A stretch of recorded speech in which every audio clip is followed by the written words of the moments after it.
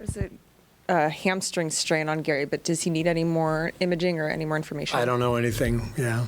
How big of a, even with no further information, just how big of a blow and disappointing is it for him personally to have just come back? Yeah, I feel bad for him more than anything. Feel bad for us too, but mainly for him. He's been out, whatever it is, 4 or 5 weeks. He's worked hard to get back to this point.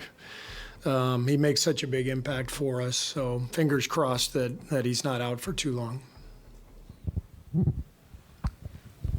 I think maybe Steph got out of the slump tonight a little bit. What do you think about his performance tonight? Steph was amazing, but Steph is always amazing. He, even when he doesn't score 36 points, he just the attention he draws defensively, what he does to an opposing defense, the way he opens up the floor. He's a remarkable player, and really got himself going on a night when we needed it. Looked like there were a couple of turning points in the game, one in the second quarter, and then later in the third quarter, I think. What did you see happening during those key moments? Well, we started rebounding in the second half. They had 13 offensive boards in the first half and only 3 in the second half. So I thought our work on the glass was much better. I think for the most part we defended without fouling, so the game could flow for us, and we took care of the ball. Only 12 turnovers for us, and I thought a lot of guys came in and played really well. Loon was fantastic, plus 10, and obviously closed the game. He's so good defensively, and I thought Wiggs, Brandon, our bench came in, really did a good job.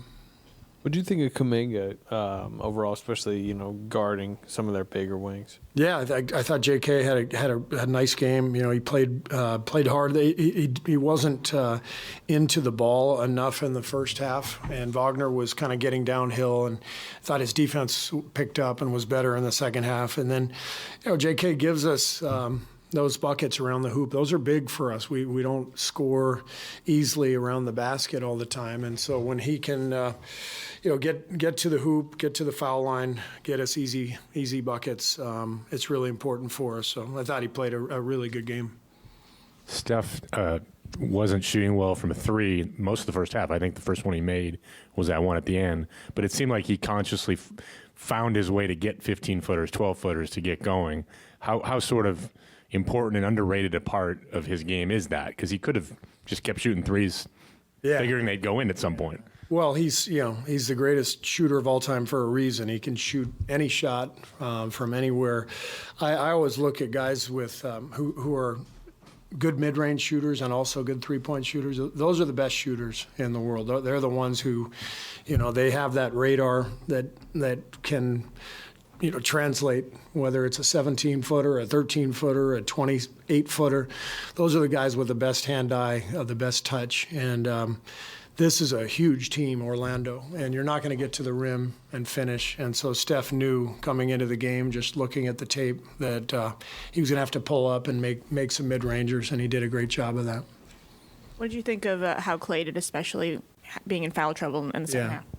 Yeah, after the foul trouble, I think he only played 9 minutes in the first half, and I thought he was excellent in the second half.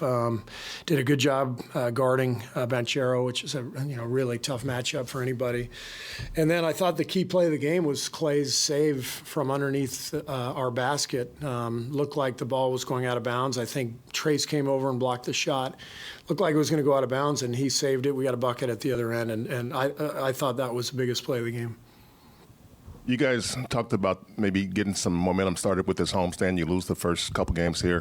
What do you want to take from this game to try and get some momentum at this point? I just want the guys to breathe a little bit, and when you lose a few, and everyone's anxious, you press a little bit. I just want them to play with urgency, but no anxiety. We got to settle in and just be able to rely on execution, all the little details we talk about, but at the same time be loose and confident and free. And so we need to take that next step. But tonight was a really good win against a really good team, and very proud of the guys.